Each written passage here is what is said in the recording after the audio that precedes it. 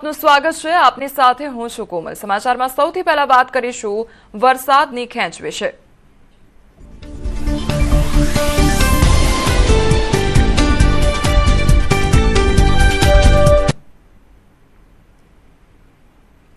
ચોમાસાને લઈને ચિંતાજનક સ્થિતિ જોવા મળી રહી છે। ખેડૂતો ટેન્શનમાં જોવા મળી રહ્યા છે તો સરકાર એક્શનમાં જોવા મળી રહી છે। સંભવિત સ્થિતિને પહોંચી વળવા બેઠકોનો ધમધમાટ શરૂ કરી દેવામાં આવ્યો છે તો કેન્દ્રીય કૃષિ મંત્રી શિવરાજસિંહ ચૌહાણે બેઠક યોજી। વિવિધ રાજ્યોના કૃષિ મંત્રી સાથે આ બેઠક કરવામાં આવી। અલ નીનોના કારણે નબળા ચોમાસાના ભણકારા વચ્ચે બેઠકનું આયોજન કરવામાં આવ્યું તો 315 જિલ્લાઓમાં નબળા ચોમાસાની સંભાવના સેવાઈ રહી છે। ગુજરાતના કેટલાક જે જિલ્લાઓ છે તે પણ તેમાં સામેલ છે કે જ્યાં વરસાદ ઓછો નોંધાઈ શકે છે। દેશમાં નબળા ચોમાસા અને અલ નીનોની સંભવિત કટોકટીની સ્થિતિને પહોંચી વળવા માટે સરકાર હાલ એક્શન મોડમાં જોવા મળી રહી છે। તો જેને લઈ કેન્દ્રીય કૃષિ મંત્રી શિવરાજસિંહ ચૌહાણે ખરીફ સિઝનની પૂર્વ તૈયારીઓને લઈ એક ઉચ્ચ સ્તરીય બેઠક યોજી હતી અને દેશમાં અત્યાર સુધીમાં સરેરાશ 43% ઓછો વરસાદ નોંધાયો છે જેના કારણે ખરીફ પાક પ્રભાવિત થવાની આશંકા પણ સેવાઈ રહી છે। તો આ જોખમને પહોંચી વળવા માટે કેન્દ્ર અને રાજ્ય સરકારો દ્વારા સંયુક્ત રીતે વૈજ્ઞાનિક પ્લાનિંગ અને તેના અમલીકરણ પર ઝડપથી કામ શરૂ કરી દેવામાં આવ્યું છે। આ સંકટ સામે લડવા માટે દેશના 12 રાજ્યોના 315 સંભવિત પ્રભાવિત જિલ્લાઓમાં વરસાદની ઘટ થઈ શકે છે। કૃષિ મંત્રાલય અને ICAR એ વરસાદની અછતવાળા સંવેદનશીલ જિલ્લાઓને 3 ભાગમાં વહેંચ્યા છે। પહેલું છે ઉચ્ચ અગ્રતા જેમાં 111 જિલ્લાઓ છે જ્યાં સિંચાઈની સુવિધા 25%થી ઓછી છે। બીજું છે મધ્યમ અગ્રતા જેમાં 76 જિલ્લાઓ છે જ્યાં સિંચાઈ 25 થી 50% વચ્ચે છે અને ઓછા સંવેદનશીલ કે જેમાં 128 જિલ્લા જ્યાં જળાશયોના કારણે સિંચાઈની વ્યવસ્થા પ્રમાણમાં સારી છે। તો આ જિલ્લાઓ મુખ્યત્વે ગુજરાત, મહારાષ્ટ્ર, મધ્યપ્રદેશ, રાજસ્થાન અને ઉત્તર પ્રદેશ સહિતના રાજ્યોમાં આવેલા છે। આ જિલ્લાઓ માટે ડિસ્ટ્રિક્ટ એગ્રીકલ્ચર કન્ટિન્જન્સી પ્લાન તૈયાર કરવામાં આવ્યો છે। તો આ યોજના હેઠળ ખેડૂતોને ઓછા સમયમાં અને ઓછા પાણીમાં પાકતા પાકો તેમજ મિશ્ર ખેતી અપનાવવા પ્રોત્સાહિત કરવામાં આવશે। તો આ ઉપરાંત ખેડૂતોને બિયારણ અને ખાતરની અગાઉથી વ્યવસ્થા કરવામાં આવી છે જેમાં સંભવિત પુનઃ વાવણી માટે 1% વધારાનું બિયારણ સ્ટોક અનામત રાખવામાં આવ્યો છે। આ ઉપરાંત દેશભરના 731 કૃષિ વિજ્ઞાન કેન્દ્રો અને ડિજિટલ માધ્યમો દ્વારા ખેડૂતોને રિયલ ટાઈમ હવામાન અને વૈજ્ઞાનિક સલાહ પણ આપવામાં આવશે। તો કૃષિ મંત્રીએ ખેડૂતોને આશ્વાસન આપ્યું છે કે દેશમાં અનાજનો પૂરતો બફર સ્ટોક ઉપલબ્ધ હોવાથી ખાદ્ય સુરક્ષા પર કોઈ ખતરો નથી અને સરકાર પશુધનના ચારાની અછતને પહોંચી વળવા માટે પણ સંપૂર્ણ સજ્જ છે। તો સરકારે 315 જિલ્લાઓને 3 કેટેગરીમાં વહેંચ્યા છે। ઉચ્ચ અગ્રતા, મધ્યમ અગ્રતા, ઓછા સંવેદનશીલ, સિંચાઈની સુવિધા 25%થી ઓછી તેનો ઉચ્ચ અગ્રતામાં સમાવેશ કરવામાં આવ્યો છે જ્યારે સિંચાઈ 25 થી 50% વચ્ચે છે તો તેનો મધ્યમ અગ્રતામાં સમાવેશ કરવામાં આવ્યો છે। જ્યાં સિંચાઈની વ્યવસ્થા પ્રમાણમાં સારી તેનો ઓછા સંવેદનશીલમાં સમાવેશ કરવામાં આવ્યો છે। તો ગુજરાતના જિલ્લાઓનો ઓછા સંવેદનશીલ કેટેગરીમાં સમાવેશ કરવામાં આવ્યો છે। તો એક તરફ જે વરસાદ છે તે પાછો ખેંચાતો નજરે પડી રહ્યો છે અને વરસાદની જે ઘટ જોવા મળી રહી છે તેની સામે સરકારનો એક્શન પ્લાન તૈયાર છે। હાલ ચોમાસું નબળી સ્થિતિમાં જોવા મળી રહ્યું છે જેથી સૌરાષ્ટ્રના અનેક ડેમના તળિયા દેખાવા લાગ્યા છે। રાજકોટ સિંચાઈ વિભાગ અંતર્ગત આવતા રાજકોટ, મોરબી, જામનગર અને દ્વારકા જિલ્લાના અનેક જળાશયોમાં 10% કે પછી તેથી ઓછું પાણી બચ્યું છે તેવું સામે આવ્યું છે। તો રાજકોટ સિંચાઈ વિભાગ અંતર્ગત આવતા રાજકોટ જિલ્લાના 27 જળાશયોમાંથી 11 જળાશય એવા છે કે જેમાં પાણી 10% કે તેથી ઓછું છે। મોરબી જિલ્લાના 10 ડેમમાંથી 2 ડેમમાં 10% કે તેથી ઓછું પાણી ઉપલબ્ધ છે। તો જામનગર જિલ્લાના 21 ડેમમાંથી 8 ડેમમાં 10% કે તેથી ઓછું પાણી ઉપલબ્ધ છે। રાજકોટ સિંચાઈ વિભાગ અંતર્ગત આવતા દેવભૂમિ દ્વારકા જિલ્લાના 11 ડેમમાંથી 8 ડેમમાં 10% કે પછી તેથી ઓછું પાણી ઉપલબ્ધ છે જે ચિંતાજનક કહી શકાય। તો સૌરાષ્ટ્રના અનેક ડેમના જે તળિયા છે તે દેખાવા લાગ્યા છે। આ વખતે ચોમાસું મોડું આવ્યું છે અને વરસાદની ઘટ જોવા મળી રહી છે। તેના કારણે હવે જે ડેમોના તળિયા છે તે પણ જોવા મળી રહ્યા છે અને અમુક એવા ડેમ છે કે ત્યાં આગળ 10% કરતાં પણ ઓછું પાણી જોવા મળી રહ્યું છે। તો પાણી આગામી સમયમાં ઓછું પણ મળે તે પ્રકારની ચિંતા પણ લોકોમાં સતાવી રહી છે। ડેમ જોઈએ તો રાજકોટ જિલ્લાના ડેમોમાં સરેરાશ 24% જેટલું પાણી ભરેલું છે। સુરેન્દ્રનગર જિલ્લાના ડેમોમાં સરેરાશ 23% જેટલું પાણી ભરેલું છે।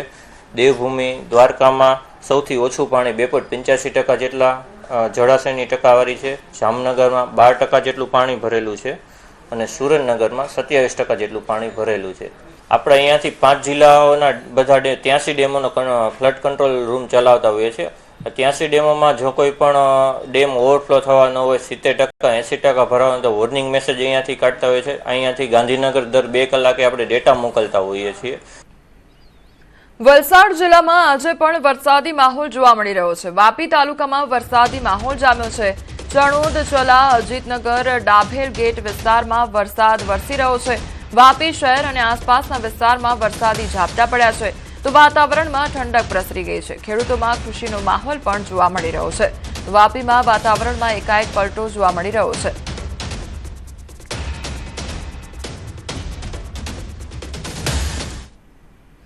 બહુમથે માનવી ત્યારે વીઘો માંડ પવાય, રઘુવીર રીજે રાજડા તો નવખંડ લીલો થાય। કુદરતની ઈચ્છા આગળ કાળા માથાના માનવીનું કંઈ ચાલતું નથી। આવું જ કંઈ ગુજરાતના ખેડૂતો સાથે થઈ રહ્યું છે। રાજ્યમાં કેટલાય જિલ્લામાં વરસાદની આશાએ ખેડૂતોએ વાવેતર તો કરી નાખ્યું, પણ જૂન મહિનો પૂરો થવા આવ્યા છતાં પણ ખેતીલાયક વરસાદ ન વરસતા ધરતીપુત્રોના ધબકારા વધ્યા છે। વરસાદ ખેંચાતા ખેડૂતોને મોંઘા બિયારણ, જંતુનાશક દવા, ખાતર અને ખેડ ખર્ચ માથે પડશે તો ચોમાસાની સિઝન ખેડૂતોને તારવાની જગ્યાએ દેવાના ડુંગરમાં ડૂબાવશે।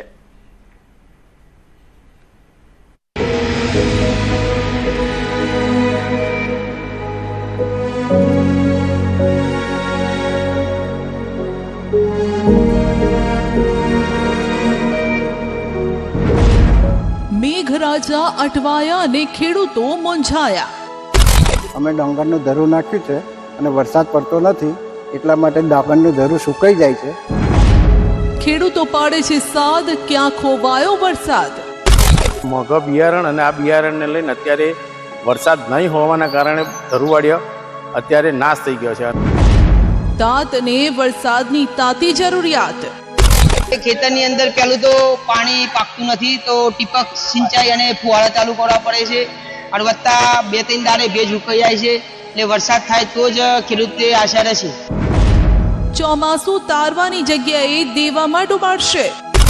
બિયારણ ખેડૂએ લઈ લીધા છે, ખેડૂત પાસે પૈસા નથી। વરસાદ એવી પહેલી તારીખ સુધી ખેંચાને બિયારણ બદલાવવું પડે, પૈસા છે નહીં। આકાશ તરફ મીટ માંડીને બેસેલો ખેડૂત હવે રાહ જોઈ જોઈને થાક્યો। વાદળા બંધાય છે પણ વરસતા નથી। ચોમાસાના શ્રી ગણેશ તો થઈ ચૂક્યા છે પણ ખેતી લાયક વરસાદ ક્યાં? જૂન હવે તેના અંત તરફ આગળ વધી રહ્યો છે પણ ચોમાસું આગળ નથી વધી રહ્યું, જેના કારણે મોંઘા બિયારણ, ખાતર, ખેડનો ખર્ચ ખેડૂતોને માથે પડશે તેવી ભીતિ છે। મેઘરાજા ખેડૂતો સાથે રમત રમી રહ્યા છે, જેના કારણે હવે ખેડૂતોને ચોમાસામાં જે સારી સિઝનની આશા હતી તે ધૂંધળી થઈ ગઈ છે। વાવેતર હવે માથે પડશે, બિયારણ ફેલ થતા નુકસાન, સુકાઈ રહેલા ખેતરો, ચિંતિત ચહેરે આકાશ તરફ મીટ માંડીને બેઠેલ ખેડૂતો। છોટાઉદેપુર જિલ્લામાં આકાશમાં વરસાદી વાદળો ઘેરાતા ખેડૂતોએ હોંશે હોંશે પોતાના ખેતરમાં વાવેતર કર્યું। ખેડૂતોને આશા હતી કે આ વર્ષે મેઘરાજા મન મૂકીને વરસશે, પરંતુ વાદળો માત્ર આશા આપીને જતા રહ્યા। ખેતીલાયક વરસાદ ન થતા ખેડૂતોમાં ભારે નિરાશા છે। કેટલાક ખેડૂતોની હાલત તો એવી થઈ ગઈ છે કે મોંઘા ભાવનું બિયારણ બળી જતા બીજી વાર વાવેતર કરવાની ફરજ પડી। જો હજુ પણ વરસાદ ખેંચાશે તો કરેલી મહેનત પર પાણી ફરી વળશે। નવું બિયારણ લાવવા માટે દેવું કરવાનો વારો આવશે। આકાશમાંથી મેહુલ્યો નથી વરસી રહ્યો, બીજી તરફ કેનાલ પણ કોરી ધાકોર છે। હાલો, કેનાલમાંથી પાણી નહીં આવતું। અમારું બિયારણ એક તો લાખી દીધેલું છે, અમારે નહીં વાવેતર ફેલ જાય એવું છે। અમારે શું કરવાનું? વરસાદ ખેંચાયો છે, આવો બિયારણ એક તો થાણી દીધેલા છે। હોય કેનાલ પાણી છોટાય તો સારું એમ. મોંઘા દાટ ખાતર અને બિયારણ નાખીને બેસેલા ખેડૂતોની આશા પર જાણે કે કુદરતે પાણી ફેરવ્યું છે. ખાસ કરીને નસવાડી તાલુકાના અંતરિયાળ અને પથરાળ વિસ્તારની સ્થિતિ વધુ દયનીય છે, જ્યાં સિંચાઈની કોઈ સુવિધા નથી. અહીંના ખેડૂતો માત્ર ને માત્ર વરસાદ આધારિત ખેતી કરે છે. જો વરસાદ હજુ પણ ખેંચાશે તો ખેડૂતોએ સાચવી રાખેલી મૂડી પણ રોડાઈ જશે. મોંઘા ભાવના બિયારણ ખેડૂત હવે લાવે તો લાવે ક્યાંથી? અમારે ખેડૂત તરીકે અમારી એક એવી રજૂઆત છે કે આજે ખાતરનો ભાવ 2250 રૂપિયા DAPનો થઈ ગયો, પોટાશનો ભાવ 2250 રૂપિયા, બિયારણોનો ભાવ વધી ગયો, ડીઝલનો ભાવ વધી ગયો. એની સામે ખેડૂતોને કોઈ ભાવ મળતો નથી. એટલે ખેડૂતોને અત્યારે એટલી દયનીય હાલત છે કે આપઘાત કરવાનો વારો આવશે. નસવાડી તાલુકાના કેટલાક વિસ્તારોમાંથી નર્મદાની માઇનર કેનાલ પસાર થાય છે, પરંતુ ચોમાસાની સિઝન હોવા છતાં કેનાલ તો કોરી ધાકોર છે. પૂરતો વરસાદ ન થતા ખેતરોમાં પણ હવે જે બીજ વાવ્યા હતા તે પણ સુકાઈ રહ્યા છે. ખેડૂતો સરકાર અને તંત્ર પાસે આશા લગાવીને બેઠા છે કે જો આ કેનાલમાં પાક બચી જાય તેટલું પાણી છોડાય તોય ઘણું. જગતના તાતનો આખા વર્ષનો રોટલો બચી જાય. અમે ખેતી માણસો છે ખેડૂત. આ બિયારણ અમે નાખ્યું 900 રૂપિયા થેલી, બે થેલી નાખી. આ મજૂર કરીને અમે મેકાવ્યું. હવે 2250 રૂપિયાની ભાવની DAP ખાતર વાવ્યું. 950 રૂપિયાની આપણે બિયારણ નાખ્યું. પાણી વરસાદ ઓછો પડ્યો એટલે આ પાણી કેનાલવાળા છોડતા તો આપણું અમારું બિયારણ આપણે બચી જતું. કેનાલનું પાણી છોડે તો થોડું ખેડૂતોને ફાયદો પડે. અને મોંઘું બિયારણ લાવ્યા છે સાહેબ, અને પાણીની સગવડ નહીં અમારે, એમ એટલી તકલીફ છે સાહેબ. વરસાદ ખેંચાય તો બહુ તકલીફ, ફેલ જાય બિયારણ. વરસાદ ન પડતા સડી ગયું ડાંગરનું ધરું. આણંદ જિલ્લાનો સોજિત્રા તાલુકો અને તેના 21 ગામો આ એ વિસ્તાર છે જે આખા ગુજરાતમાં સર્વોત્તમ ગુણવત્તાની ડાંગર પકવવા માટે જાણીતો છે. સમગ્ર સોજિત્રા તાલુકાની આર્થિક કરોડરજ્જુ ડાંગરની ખેતી પર ટકેલી છે. ચાલુ વર્ષે ડાંગરની વાવણીનો સમય થતાં ઉત્સાહભેર ખેડૂતોએ ખેતરોમાં ધરોતો રોપી દીધા, પરંતુ કુદરત રૂઠી હોય તેમ વરસાદ લંબાયો. પાણીની તીવ્ર અછતના કારણે ખેડૂતોનું મોંઘા ભાવનું ધરું ખેતરોમાં સડી ગયું, જેના પગલે ખેડૂતોને આર્થિક નુકસાની સહન કરવાનો વારો આવ્યો. અમે ડાંગરનું ધરું નાખ્યું છે અને વરસાદ પડતો નથી, એટલા માટે ડાંગરનું ધરું સુકાઈ જાય છે અને નવેસરથી ફરી અમે નવું નાખ્યું. એટલે અમારા સોજિત્રાના 21 ગામમાં કહીએ વરસાદ પડતો નહીં. અત્યારે લોકોને ખેતી પોતાના ખેડૂતને જ ખબર પડે. અત્યારે અમારા સોજિત્રા તાલુકામાં 21 ગામ આવેલા છે. અત્યારે જોઈ દઈએ તો અમારી જે ખરીફ સિઝન છે અત્યારની, તો આ સિઝનમાં અત્યારે અમારે ધરુવાડિયાની તૈયારીઓ કરવાની હોતી હોય છે.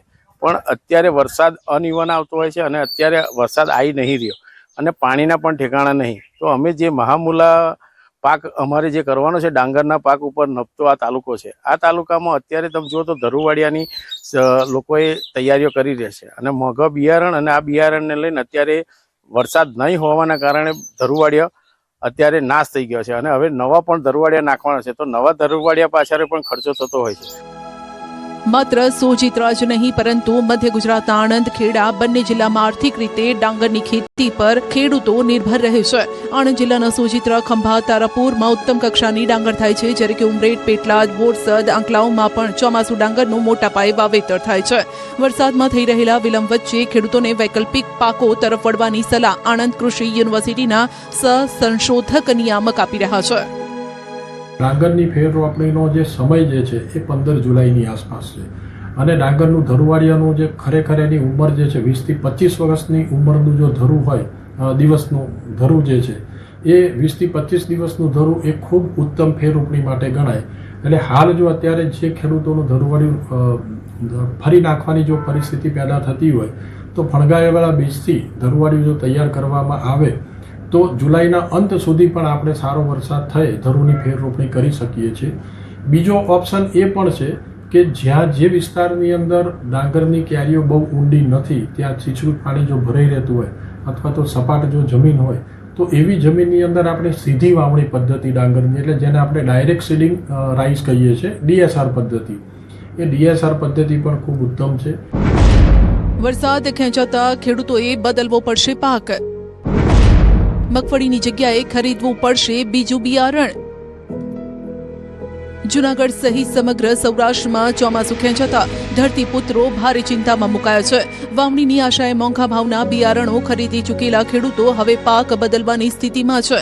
ચોમાસાની સિઝન શરૂ થઈ ગઈ હોવા છતાં જૂનાગઢ અને સમગ્ર સૌરાષ્ટ્રમાં હજુ સુધી ખેતીલાયક વરસાદ નથી નોંધાયો, જેના કારણે ખેડૂતોમાં ચિંતા અને અનિશ્ચિતતાનો માહોલ છે.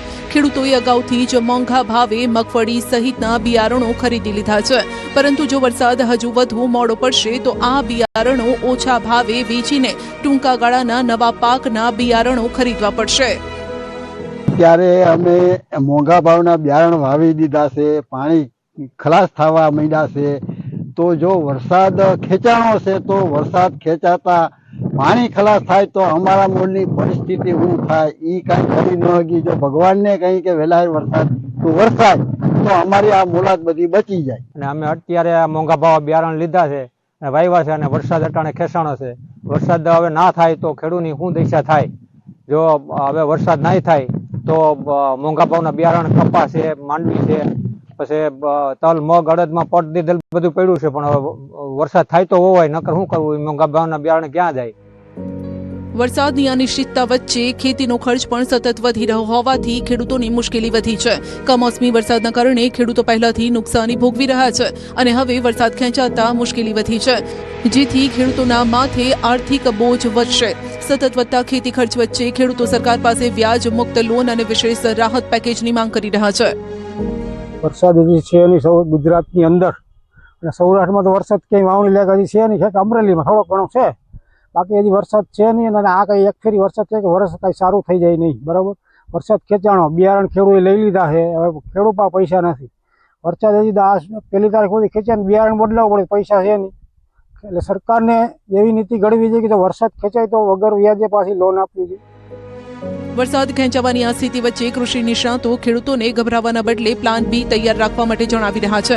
નિષ્ણાતોના મતે જો વરસાદ વધુ મોડો થાય તો લાંબા ગાળાના પાકોને બદલે ઉભળી, મગફળી, કઠોળ, મિશ્ર પાક પદ્ધતિ અપનાવવી જોઈએ.